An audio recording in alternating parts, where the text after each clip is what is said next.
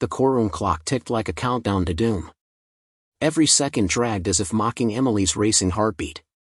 She pressed her trembling hands against the witness stand, trying to summon courage, but the shadow looming in the corner of the room froze her blood. Coach Reynolds, once a mentor, now a predator hiding behind a smile, leaned forward in his chair, eyes glinting with a dangerous promise. His words, though quiet, cut sharper than a knife. "You better think carefully, kid. One wrong move and you'll regret it."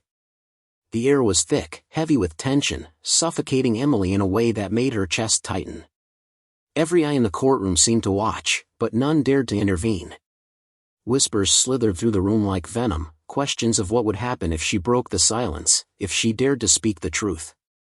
The walls themselves felt complicit, closing in, leaving her cornered and exposed. Her mind raced back to the nights she had spent replaying every incident, every cruel word and push, every moment Coach Reynolds had made her feel powerless.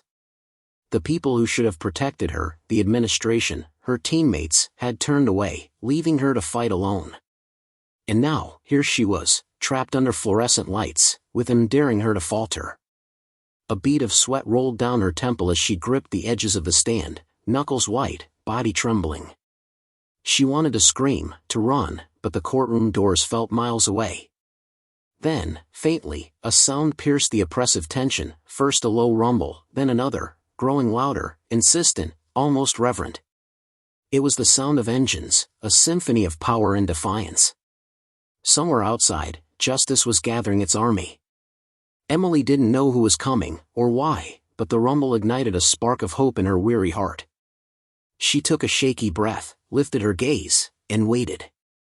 Whatever was about to arrive, it was coming for her, and for Coach Reynolds. The courtroom held its breath. Emily's fate teetered on a knife's edge. Emily Hart had never imagined that high school would feel like a battlefield. She had joined the track team with dreams of medals, friendships, and the kind of mentorship every teenager craves. Coach Reynolds had seemed like the perfect guide at first, charismatic, attentive, and endlessly encouraging.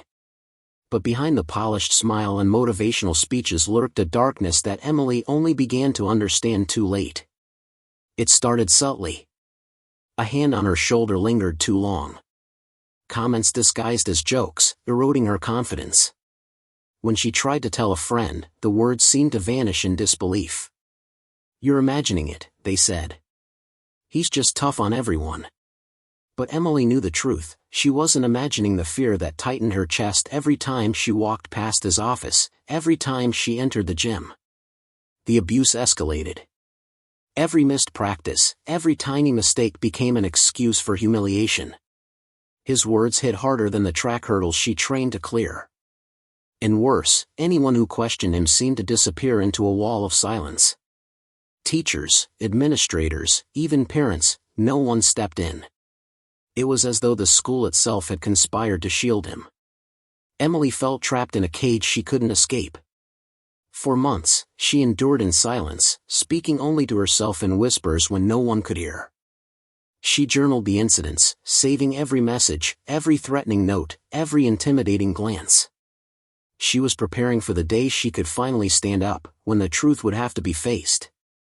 But the closer that day came, the heavier the fear pressed down on her. She knew the moment she testified, her life would change forever.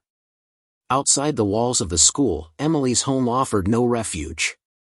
Her father worked long hours, too exhausted to notice her subtle changes, and her mother, though loving, was painfully timid. Any attempt to share the horror with them was met with worry, not action. The weight of the fight seemed hers alone to carry. Now, standing in the courtroom, the fear that had followed her for years tightened its grip.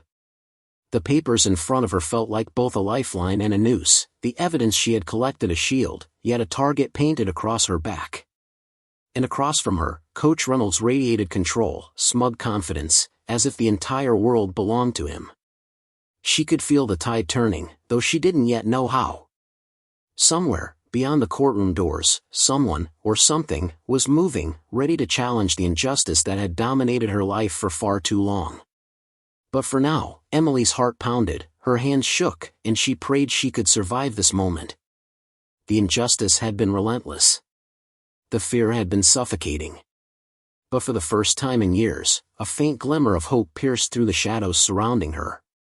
Coach Reynolds leaned back in his chair, the faint smirk on his lips spreading like a shadow across the courtroom. He thrived in intimidation, feeding off the fear he saw in Emily's wide eyes. Every whispered warning, every sharpened glance, was designed to crush her resolve before she even uttered a word. "Remember, Emily," he murmured, loud enough for only her to hear, "one false step, one lie, and no one will protect you." Outside the courtroom, the murmurs of spectators grew restless, sensing the tension, the unspoken battle raging between a powerless teenager and a predator in a suit. Emily's pulse hammered in her ears as he circled her like a wolf stalking prey. The weight of the room pressed down on her, walls closing in with the suffocating pressure of authority unchecked. Every breath felt calculated, every tick of the clock a countdown to humiliation or worse. His threats weren't just empty words, they were a carefully orchestrated web of control. Emails intercepted, rumors whispered to teachers, subtle manipulations designed to isolate Emily from anyone who might help. He had power, connections, and a practiced charm that made him untouchable in the eyes of the law. The courtroom, meant to be a sanctuary of justice, felt more like a cage, and Emily knew that if she faltered, the consequences could destroy her life entirely. She could feel panic clawing its way up her throat, the fear threatening to silence her. Each passing second made her question if she could survive this ordeal alone. Every instinct screamed to run, to hide, to vanish from the oppressive scrutiny, but deep down, she knew running wasn't an option. Not anymore. And then, just as the pressure threatened to break her completely, the distant roar of engines cut through the heavy atmosphere. Faint at first, almost imperceptible over the murmurs and rustling papers, but growing, insistent, undeniable. Emily's chest lifted slightly, hope flickering for the first time in weeks. Someone was coming. Someone powerful. Someone ready to confront the storm that had haunted her life. The tide was about to turn, but the question hung in the air, would it arrive in time? The first rumble was low, almost a growl, vibrating through the walls of the courthouse. Emily's heart skipped. Then another, deeper, followed by a chorus that shook the floor beneath her feet. Outside, engines roared in unison, a symphony of defiance and justice. The sound was electrifying, unstoppable, and it carried a message louder than words: you are not alone. Through the tall glass doors, 10 figures appeared, silhouetted against the sunlight like warriors from another world. Leather jackets, chrome gleaming, and the unmistakable aura of strength surrounded them. Their eyes, sharp and determined, scanned the courthouse, searching for the source of injustice.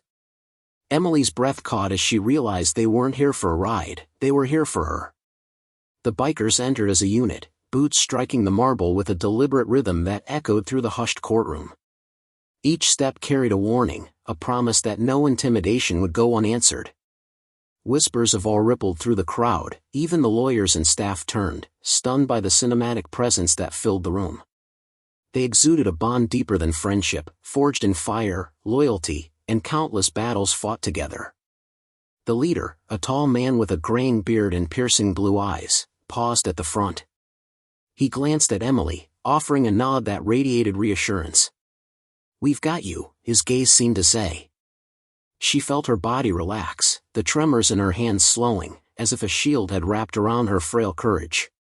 Coach Reynolds stiffened, his smile faltering for the first time that day. The smug confidence that had dominated every interaction drained as he realized he was no longer the only force in the room. 10 bikers, men and women who operated by their own code of honor, had arrived, and they were a storm he could not control. The lead biker stepped closer to the stand, quiet but commanding. The low hum of engines lingered like a heartbeat, a signal that the cavalry had arrived. Emily's hope surged.